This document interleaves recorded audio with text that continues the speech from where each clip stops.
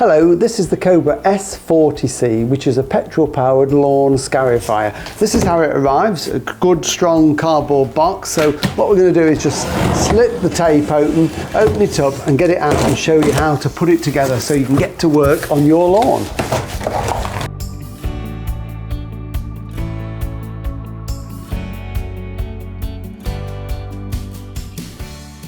We've unpacked it now, we've got the scarifier on the bench and we can start to assemble it. So this is the main scarifier itself with the engine on it. We've got the collection bag here, we've got the handles that we've got to assemble, and then we've got the various nuts, bolts, wing nuts and everything we need. We've got the spare cartridge to change, which puts it from a wire tines to the solid tine, and then we've got the two manuals that you need to keep safe. One of them is for the engine and one of them is for the scarifier itself. So the first thing we need to do is to get the handlebars on it. So a little top tip before you start to put the handlebars on is just to loosen everything off and take the wing nuts off so that you're all ready for when you come to put it together.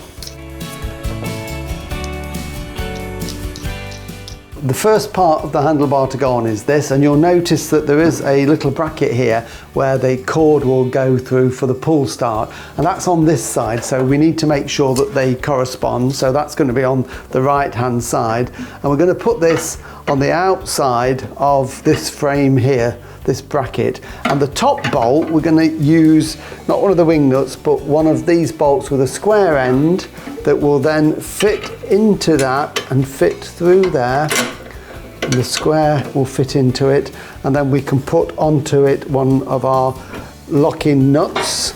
So I'm going to put one on there, just put it on finger tight to start with, and then I'm going to put the other one in position on this side just to hold it where we need it to be. So that goes into there and through the hole onto the frame.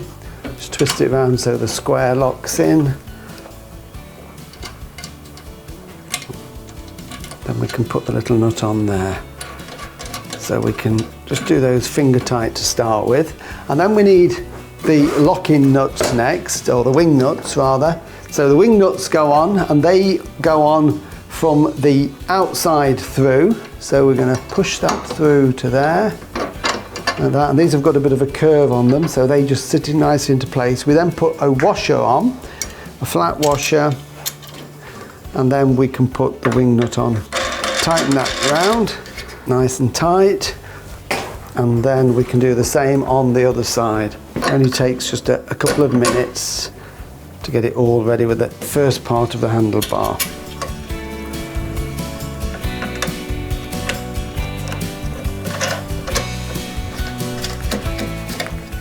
And then we can tighten up the lock nuts with a 13mm spanner.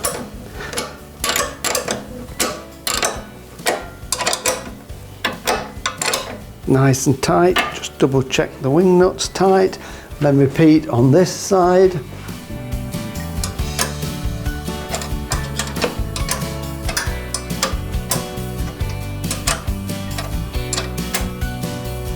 So first part, nice and secure, firmly in place, and then we can lift over the top section like this, just making sure that we don't snag any of the cables or trap them, and this one is then going to fit on the outside like this.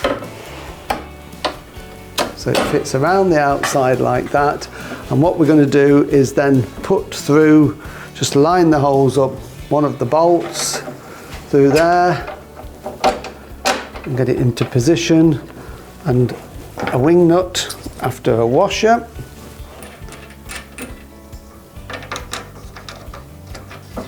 Just tighten that, and then the final one goes in on this side just here. And just make sure it's lined up. Push that through, make it in position, and then tighten it up.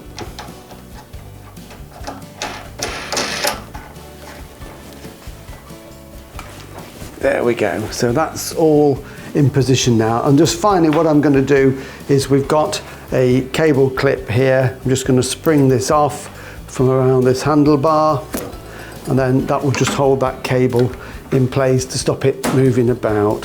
So that one is nice and secure at this side, and then we've got another one just here for this cable, so I'm just going to clip that off and just route that round there and just clip that into position.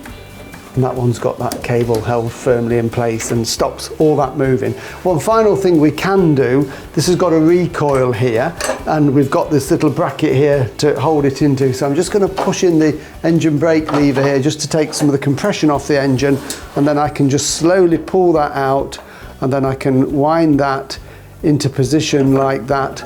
So that's all ready for when we come to start it. So that's basically set that part of the scarifier up. So before we take it outside and fuel it up ready for use, I'm just going to show you how you can adjust the depth of scarifying. When it arrives in the box, everything is wound down to get the machine as low as possible to get it in the box. So what we tell you to do is to wind this out. This is the height adjustment knob here, and if you turn it 10 full turns or 20 half turns up, that is about halfway. So I've turning those now like that. So there we go, that is 20 half turns up. And the reason we do that is because it has a transport mode. So when you're moving it from lawn to lawn, maybe across a path or a gravel area, you don't want the tines to be digging in the ground. So this lever here lifts the transport side of it, so we can see that once it's down would be in the scarification mode. So that's why we have to adjust that first. Once you've done that, you can then adjust it with this to go a little bit deeper if you want to, or if you think it's going too deep, you can wind it out a little bit more to lift the cassette with the blades on, so you're getting shallower when you're scarifying. So, but it is important that you do that first, and then when you've finished scarifying on the lawn and you want to move it off, then we move it back into this position, and the whole bed will just lift to clear the blades off the ground. The other thing I'll show you before we take it outside is how to change the cassette underneath. At the moment, and when it arrives, it's got these solid tines in there, but you can change those for the wire scarifier like this. So we're just going to take one out and pop the other one into place. I've just turned it round so I can show you better how to change the cartridge underneath. Before we do that, we're going to take off the spark plug cap there, so that just pulls off. That means the engine can't accidentally start while we're working underneath it. And then what we do is we're just going to tilt it back like that, just put it back on its wheels so it's quite secure like that. And then what we need is two 10mm spanners, because the bolts go all the way through, and we're taking out these 4 nuts and bolts just here. So I'm going to put that on there and just slacken those off.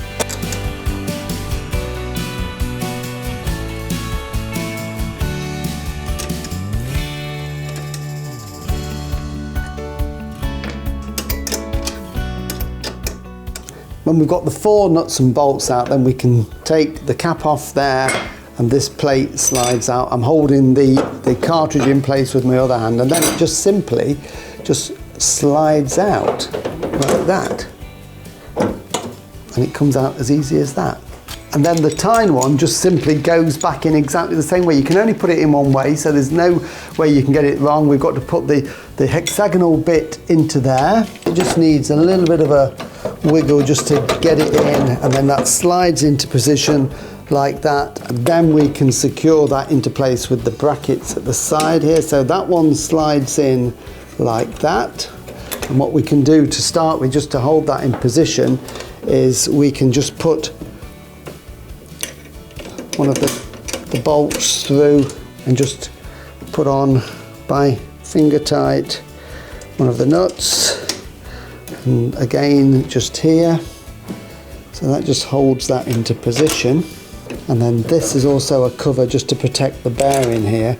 So then what we have to do is to line everything up, just push that into place so that those holes line up like that. So push the bolt through from that side, and then we can put a little nut on there. So it's all switched over now. We've taken out the solid tines, we've put in the spring tine. So what I need to do is just tighten up these nuts and bolts really securely, and then we can take it out and we'll put oil and petrol in and we'll show you how to start it. The oil filler is here at the front of the engine block, and it's also the dipstick, quite a short little dipstick there. And so we're going to put that nice and safe. The oil is provided with the scarifier. This is a 4-stroke engine oil. It needs 600 millilitres in this engine, and this is a 600 millilitre bottle, so I'm going to put the contents of this bottle into it. It's quite a small hole to pour into, and it's difficult to get a funnel like that. So what I'm going to do is just tip the engine back a little bit. This is fine to do when you're first filling it, like that. There's no petrol in it or anything at this stage, so the engine can't start, and we're just going to tip that back, and then I can pour slowly the contents of this bottle, the whole 600 millilitres, slowly into there. So there we go, 600 millilitres in there. It's all drained in nicely, and then we can just pop in the dipstick. So we can now put that back into its flat position. And although we know we've put the right amount of oil in there, it's good practice to check the oil level on a regular basis anyway. So I'm just going to take out the dipstick now, just to make sure that it's showing on it, and just wipe it clean and then put it back in. Just screw it in and then out again. And there we can see we've got oil there on the dipstick on those little hatch marks. So that's perfect. We've got a full sump. So that can now go back in. Petrol is unleaded. So the petrol cap is just here. We can take that off. So always use fresh petrol when you're filling a machine.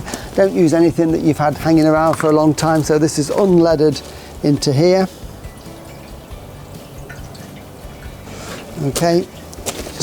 Any little spillages just wipe off, and then we can put the lid on like that, and then we're ready to take it onto the lawn, and I can show you how to start it. Before we start scarifying, we need to put on the collection bag there. So we just lift the flap, and that just simply hooks on the back like that, and that holds it into place. Once the wheels are in the engaged state, then we can fine tune it and adjust the height of the blades or the wire tines for the scarifying with this here. This engine has an on-off switch, which is just there. So to be able to start it, we've got to be on the on position, and then just around here where the carburetor and the air filter is, we've got a petrol fuel tap, so we need to make sure that the fuel is on. Again, when you're finished with it for storage, you can turn the fuel off if you wish to, and we've also got the manual choke there, so we need to put the choke on. And remember, if you've had the spark plug cover off to change the cassette or to do anything on the engine, make sure that that's back in position, otherwise it will never start. When we get to the top here, we've got this handle, which is the engine brake handle, so that needs to be pulled back before we can start the engine. And then when we've got the engine going, we can engage the blades by lowering this handle that will lower the cutters onto the grass. So it really is as simple as that. So all I need to do now, we've got the choke on, we've got the engine brake back, is to pull the recall. It's a new engine. It's the first time it's had petrol in, so it might take a while to get it through to the carburetor, so expect to pull it maybe 2-3 times to get it going in the first instance.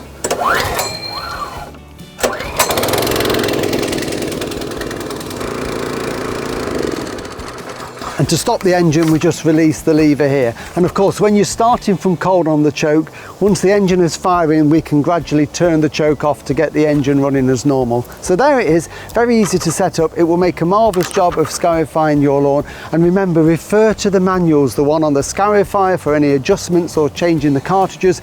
And there's also the engine manual, so you can look after that as well. So enjoy scarifying, and I hope your lawn's in great condition.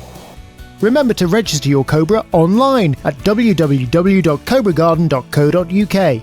Always have your Cobra serviced regularly. Check the website for your nearest dealer.